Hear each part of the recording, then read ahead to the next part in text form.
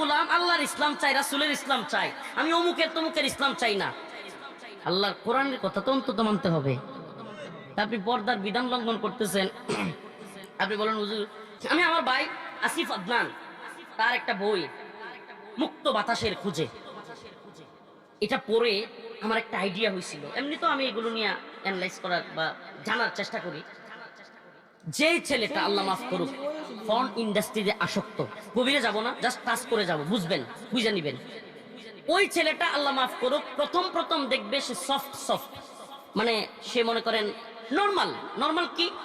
এমন নর্মাল যে সে মনে করেন যে বলবে যে এটা একটা আবেগী ভিডিও, কিংবা সে রোমান্টিক ভিডিও মনে করে, সফট যে ফল, এগুলা সে দেখা শুরু করবে।